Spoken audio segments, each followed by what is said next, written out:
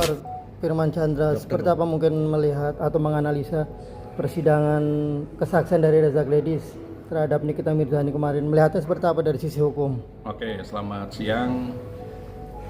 Terkait dengan adanya sebuah sidang itu ada proses. Sidang kemarin di sidang NM adalah sidang kesaksian dari JPU. Jadi setelah sebuah eksepsi ditolak pada putusan sela, sidang itu akan masuk ke pokok perkara.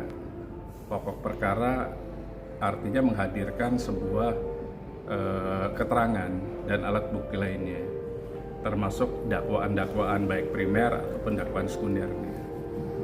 Kesaksian yang dihadirkan dari pihak JPU adalah hak prerogatif.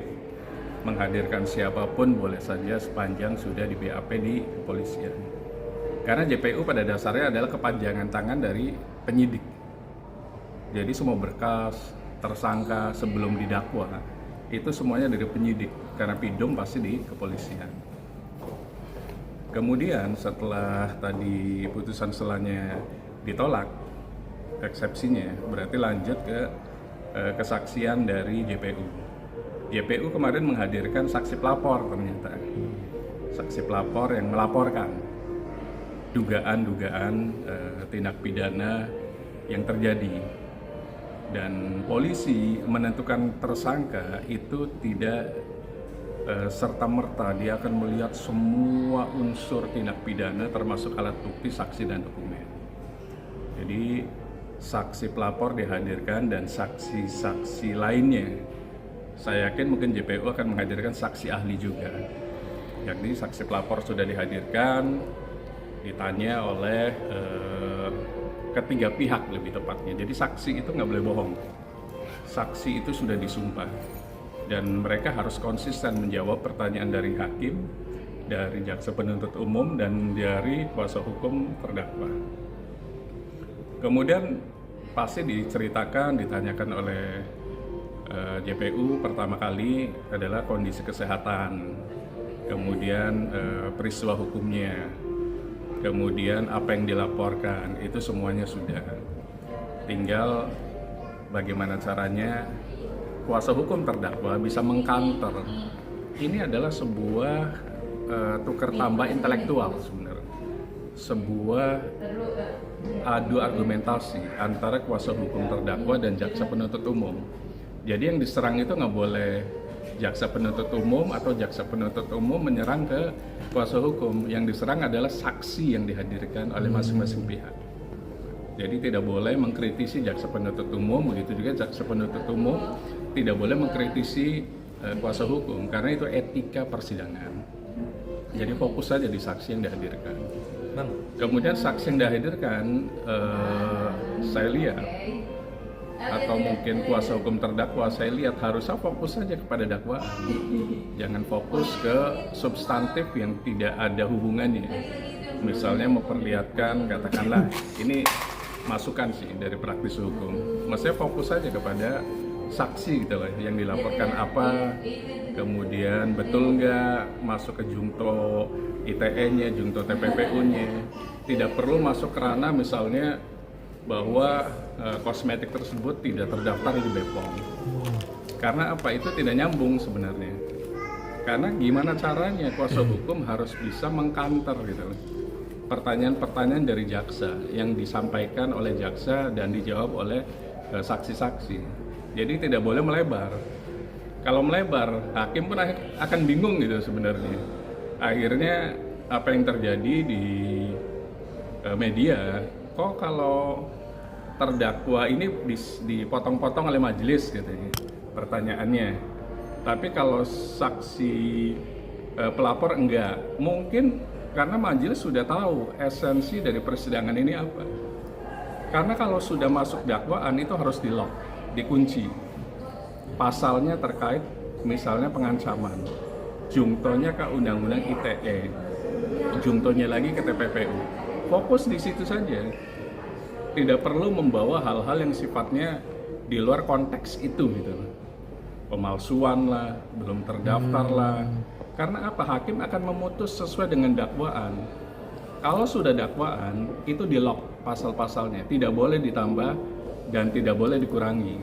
Jadi tidak mungkin dakwaan itu akan menambahkan kasus misal korupsi, penipuan, pencurian, pemalsuan, itu nggak mungkin. Karena kalau sudah jadi dakwaan, itu sudah dikunci sehingga majelis hakim bisa memutus sesuai fakta persidangan yang ada di pengadilan tersebut. Jadi lebih baik fokus saja membantah pasal-pasal yang sudah dijadikan dakwaan, ditambah dengan alat bukti, apakah bukti dokumen, apakah saksi dan ahli, itu yang paling penting. Berarti Abang mengkritisi pihak Nikita yang membahas original skincare-nya gini bermasalah gitu Bang, itu nggak boleh, harusnya Bang ya keluar jalur Bang ya menurut Abang ya. Dakwaan itu adalah sesuatu yang sudah diucapkan atau dianggap diucapkan, dibacakan oleh jaksa penuntut umum.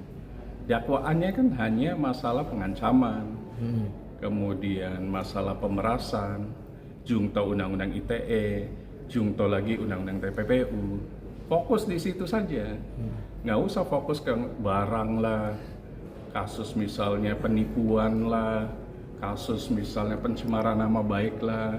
Karena apa? Biar ajak hakim itu memutus secara fakta persidangan dan sesuai dengan saksi-saksi yang dihadirkan. Sehingga apa? Sehingga fokus hakim lebih terarah di situ. Jadi alangkah eloknya, alangkah baiknya fokus ke dakwaan saja. Supaya apa? Hakim pun bisa memahami alur pemikiran dan argumentasi dari kuasa hukum dan terdakwa. Karena ini kan bagaimana caranya supaya dakwaan itu dibantah gitu. Nanti dakwaan setelah selesai ada tuntutan. Dakwaan dan tuntutan dibantah. Sejatinya itu tidak perlu memasukkan pasal lain atau permasalahan lain karena akan membingungkan majelis hakim. Sebenarnya Anda membela terdakwa untuk pasal apa sih, atau mengkritisi untuk pasal apa sih gitu. Kalau ditambah-tambahkan bikin LP baru lagi aja lebih baik, dan dihadirkan BPOM, dihadirkan lembaga-lembaga lainnya, itu semestinya. Bang, kemarin sempat juga ada praktis hukum yang menyoroti bahwa dugaan pemerasannya tidak ada, artinya hilang, lebih fokus ke pencemaran baik dari kesaksian Reza Gledis kemarin. Gimana Abang melihatnya? Di jurisprudensi Mahkamah Agung coba dibuka lagi bahwa pengancaman jungto undang-undang ITE dan jungto undang-undang TPPU itu lebih berat sebenarnya ancaman hukumannya. Jadi kemasan dari pasal tersebut itu termasuk include dari yang namanya pemerasan juga. Artinya lebih tinggi ancaman hukumannya. Jadi baca semua jurisprudensi yang ada sehingga kita bisa mengcounter dakwaan-dakwaan yang sudah dibacakan oleh jaksa penuntut umum. Karena apa? Hak dari kuasa hukum adalah membantah di dalam persidangan, bukan di luar persidangan, di dalam persidangan. Bantah saja. Kenapa jaksa penuntut umum Anda merubah pasal? Mestinya ini kok jadinya ini. Nah, disitulah adu argumentasi secara akademis antara para dokter ilmu hukum di situ. Bisa jadi jaksa penuntut umum ada dokter juga, kuasa hukum ada dokter juga. Nah, disitulah pentingnya narasi, knowledge hukum lebih dalam lagi, supaya pada saat kita melakukan adu argumentasinya betul-betul akademis, sehingga bisa membuat hakim wow, terdakwa begini, jaksa penuntut umum begini.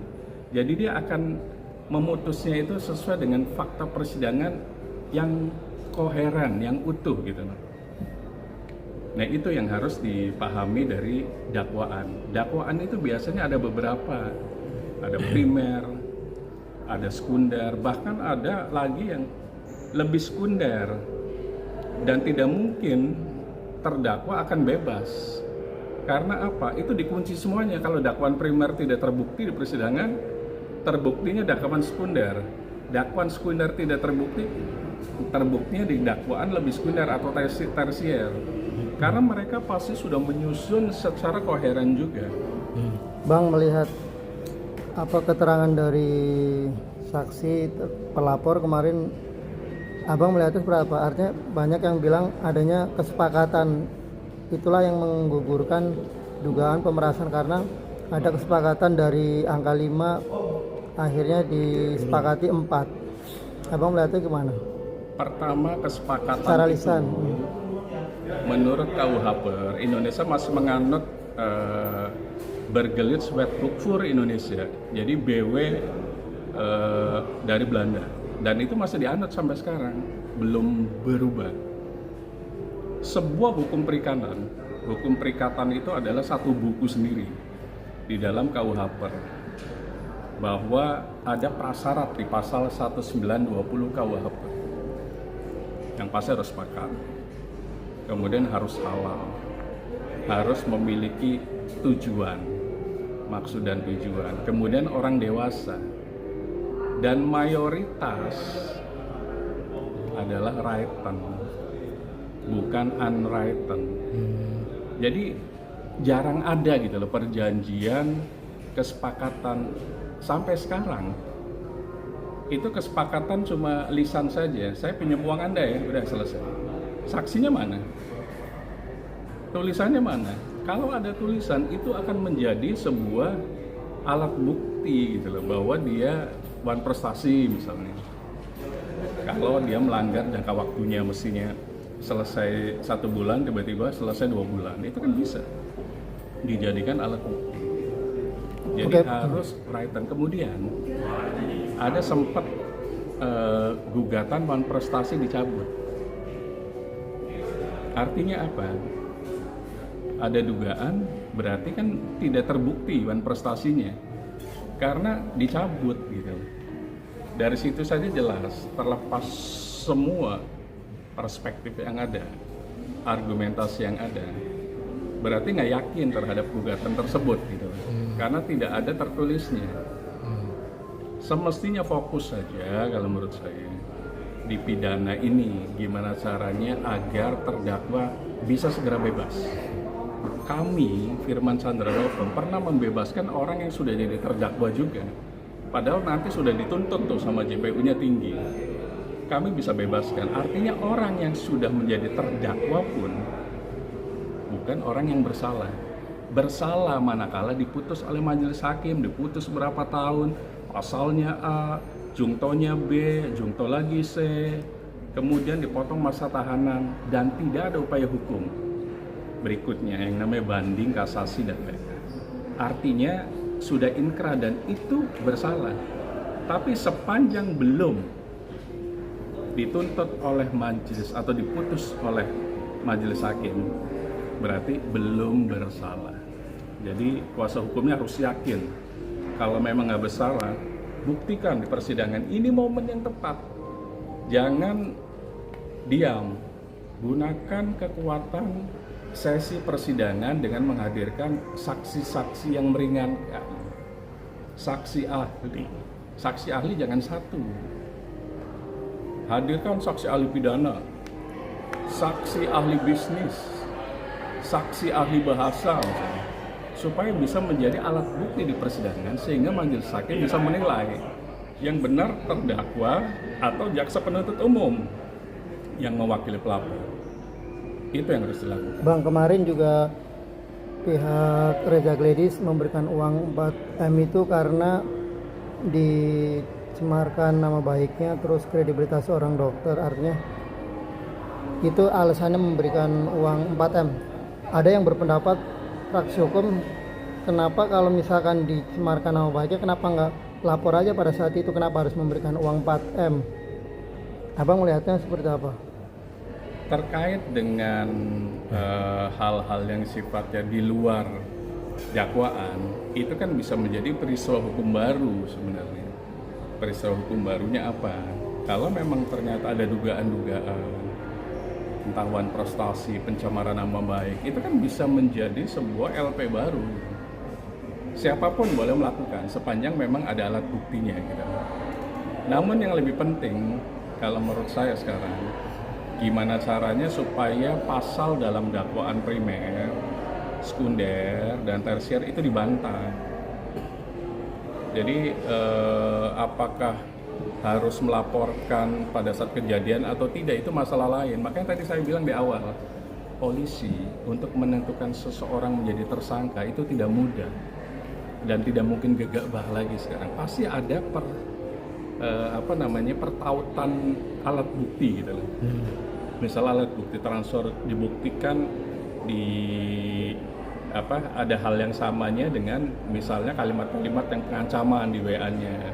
Kalau Anda begini, maka Anda akan begini loh gitu loh. Nah, mungkin di situ. Kemudian ditambah saksi dan saksi ahli. Jadi polisi sudah menentukan tersangka itu bukan ujuk-ujuk gitu loh. Jadi pada saat di persidangan pun ini tidak mudah. Ini perkara yang agak berat ini kalau menurut saya.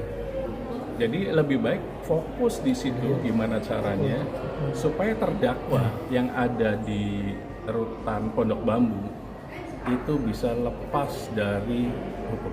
Bang, tapi abang sepakat nggak kalau ada yang beranggapan bahwa Nikita Mirzani itu dijebak?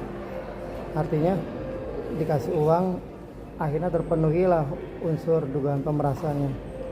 Saya tidak sepakat sebenarnya bahwa jebak atau tidak dijebak itu yang menentukan tempat uji materi sebenarnya. Yang uji materi itu adalah kalau pidana umum kepolisian, kalau pidana khusus KPK misalnya, seperti korupsi dan lain-lain. Jadi kalau memang kalimatnya dijebak, kan ada mekanisme yang dilakukan harusnya gitu. Kenapa itu tidak dilakukan? Ya wallahu alam juga gitu. Jadi sekarang masalah jebak menjebak kalau menurut saya kesampingkan dulu. Sekarang fokus bagaimana caranya agar terdakwa itu bisa lepas dari jerat hukum itu sebenarnya. Oke Bang, tapi melihat kronologi kejadian, Abang melihatnya ada celah nggak untuk kita bisa bebas, artinya ringan? Karena kan kalau melihat kronologi kan bukan Nikita secara langsung yang berkomunikasi, terus ada pihak lain yang justru mendorong untuk menyerahkan kepada Nikita, tapi nggak secara langsung Nikita yang meminta dan melobi. Abang melihatnya gimana? Ada celah nggak untuk Nikita? Celah ada. Sebenarnya dari awal sudah saya sampaikan kenapa tidak melakukan pra peradilan. Dari situ hak dari tersangka tidak digunakan. Kemudian kalau memang ada dugaan kriminalisasi dari kepolisian, kenapa tidak dilaporkan ke Propam? Itu kan nanti dasar dari persidangan bisa tuh, kami sudah melaporkan ke Propam. Kalau memang ada dugaan kriminalisasi dari jaksa, kenapa tidak dilaporkan ke Komjak, Komisi Kejaksaan? Kalau ada kan sebagai dasar alat bukti di persidangan juga gitu loh. Nah, hal-hal yang sifatnya non persidangan, kalau menurut saya itu semestinya sudah dilakukan sebelumnya. Nah, sekarang bagaimana caranya supaya bisa lepas dari hukum gitu. Cuma satu, ini sudah sampai ke pokok perkara, cuma satu saran saya, kuatkan alat bukti. Alat bukti itu ada 4. Dokumen kuatkan, kalau memang itu bukan pengancaman, bukan pemerasan, buktinya apa? Kemudian harus ada saksi dan saksi ahli. Di pasal 55 kita KUHP ada namanya terminologi turut serta, ada namanya dader, ada namanya mad pleasure. Dader itu aktor intelektual. Apakah Sambo sebagai turut serta apa aktor intelektual? Padahal mungkin bisa jadi di persidangan bukan dia yang membunuh mungkin. Nah sama di kasus ini juga. Meskipun yang menerima adalah orang lain, tapi kan atas perintah dari majikan, dari yang superior kepada yang inferior, yang di bawahnya. Itu lebih berat hukumannya sebenarnya. Jadi tinggal kuasa hukum bisa membuktikan yang jadi dader siapa, yang jadi mad pleasure siapa. Kalau mau diarahkan, ya memang akhirnya harus bisa memilih apakah mengorbankan yang M atau mengorbankan yang N sebagai dader. Itulah nanti dibuat di pledoi. Atau dua-duanya bukan sebagai dader. Nah itulah nanti akan dibuatkan di pledoi. Pledoi itu adalah nota pembelaan sebelum putusan majelis hakim. Jadi di pasal 55 kita jelas ada dader, ada made pleasure. Jadi kalau mau diarahkan silakan. Berarti ada yang dikorbankan nih. Siapa yang menjadi dader? Kalau M mau hukumannya ringan atau bebas, berarti M harus dikorbankan. Nah kira-kira gitu lah mekanismenya. Oke.